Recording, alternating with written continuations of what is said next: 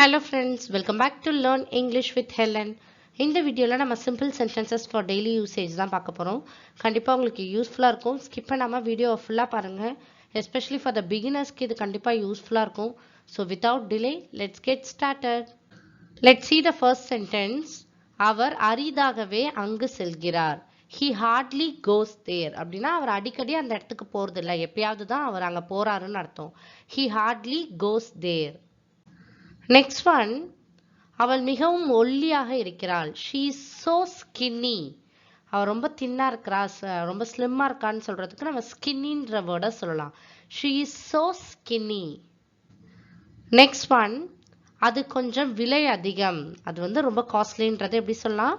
It is little expensive. இது ரொம்ப costly. It is little expensive. Next one, இந்த வேலையை செய்ய அவர் சரியான நபர் அல்ல. இந்த வேலையை செய்யறதுக்கு அவர் சரியானவர் இல்லைன்றதை எப்படி சொல்லலாம்? He is not the right person to do this job.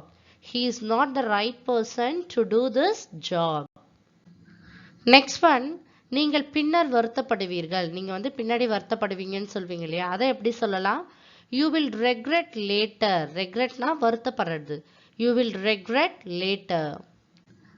Next one, மின்சாரம் துண்டிக்கப்பட்டுள்ளது. கரண்ட் ஆஃப் ஆயிடுச்சுன்றதை எப்படி சொல்லலாம்? Power has gone off. Power has gone offனா கரண்ட் இல்லைன்னு அர்த்தம். Power has gone off. Next one, சாக்கு சொல்லாதீர்கள். சாக்குலாம் சொல்லிட்டு இருக்காதீங்கன்னு சொல்வீங்க இல்லையா? அதை எப்படி சொல்லலாம்? Don't make excuses. எக்ஸ்கியூசஸ்னா சாக்குன்னு அர்த்தம். Don't make excuses. சாக்குலாம் சொல்லாதீங்கன்னு அர்த்தம். நெக்ஸ்ட் ஒன், அவருக்கு எப்படி காயம் ஏற்பட்டது? அவருக்கு எப்படி காயம் வந்துச்சுன்னு கேட்குறீங்க.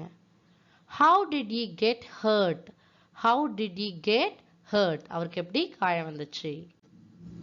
நெக்ஸ்ட் ஒன், கதவை திறந்து வையுங்கள். Keep the door open. கதவை வந்து திறந்தே வைங்கன்றதை எப்படி சொல்லணும்? Keep the door open. Next one, சிறிது நேரம் வெளியே காத்திருங்கள். Wait outside for a while. Wait outside for a while. So, கொஞ்ச நேரம் வெளியிலே வெயிட் பண்ணுங்கன்னு அர்த்தம். Wait outside for a while. Next one, நான் உன் பேச்சை கேட்டிருக்க வேண்டும். நான் உன்னோட பேச்சை வந்து கண்டிப்பா கேட்டிருக்கணும்னு சொல்வீங்க இல்லையா? அதை எப்படி சொல்லலாம்? I should have listened to you. I should have listened to you. Next one, நீங்கள் தேவையில்லாமல் கவலைப்படுகிறீர்கள். நீங்க வந்து ரொம்ப தேவையில்லாம கவலைப்பட்டுட்டே இருக்கீங்கன்றதை எப்படி சொல்லலாம்? You are getting worried unnecessarily. Unnecessarily-னா தேவையில்லாமல் அர்த்தம். You are getting worried unnecessarily. Next one, நீங்கள் வீட்டிற்கு வருவதற்குள் இரவு உணவு தயாராக இருக்கும். நீங்க வீட்டுக்கு வரத்துக்குள்ளே நான் வந்து டின்னர் வந்து ரெடி பண்ணிடுவேன்றதை எப்படி சொல்லலாம்? By the time you reach home, dinner will be ready. Dinner வந்து ரெடியா இருக்கும். நீங்க நைட்டு வரத்துக்குள்ள டின்னர் ரெடியா இருக்கும்ன்றீங்க. By the time you reach home, dinner will be ready. Next one, நான் அதிகமாக தூங்கினேன். அதை எப்படி சொல்லலாம்? I overslept. அப்படின்னா நான் அதிகமாக தூங்கிட்டேன்னு அர்த்தம். I overslept. Next one, உருளைக்கிழங்கை உரிக்கவும். ஏதாவது வெஜிடபிள்ஸோ இல்லை ஃப்ரூட்ஸையோ உரிக்கிறதுக்கு நம்ம எப்படி சொல்லலாம்? Peel off the potatoes. இதுவே ஆப்பிளோட தோலை உரிக்கணும்னா எப்படி சொல்லலாம்? Peel off the apple. Peel off the apple. ஆப்பிளோட தோலை உரின்னு அர்த்தம். இங்கே நம்ம கொடுத்துருக்கிறது உருளைக்கிழங்கை உரிக்கவும். அப்படின்னா peel off the potatoes. பொட்டேட்டோவை தோலை உரின்னு அர்த்தம். நெக்ஸ்ட் ஒன், வேறு எங்காவது செல்லுங்கள். இங்கேருந்து போயிடு, வேற எங்கேயாவது போயிடுன்னு சொல்லுவோம் இல்லையா? அதை எப்படி சொல்லலாம்?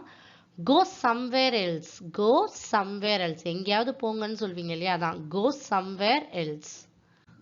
நெக்ஸ்ட் ஒன், அனைவரும் தங்களால் இயன்றதை செய்தனர். அப்படின்னா எல்லாருமே வந்து அவங்களால முடிஞ்சதை செஞ்சாங்கன்னு சொல்றீங்க. அதை எப்படி சொல்லலாம்? Everyone did their best. Everyone did their best. அப்படின்னா அனைவரும் தங்களால் இயன்றதை செய்தனர். நெக்ஸ்ட் ஒன், அவர் இப்போது இல்லை.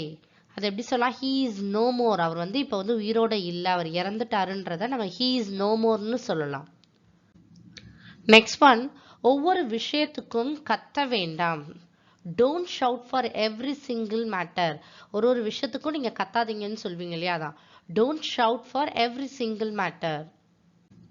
நெக்ஸ்ட் ஒன், முன்பெல்லாம் நாங்கள் மணிக்கணக்கில் பேசிக்கொண்டிருந்தோம். அப்படின்னா முன்னாடிலாம் நாங்கள் டைம் கிடைக்கிறப்பெல்லாம் நிறைய நேரம் பேசிட்டு இருந்தோம்னு சொல்றீங்க.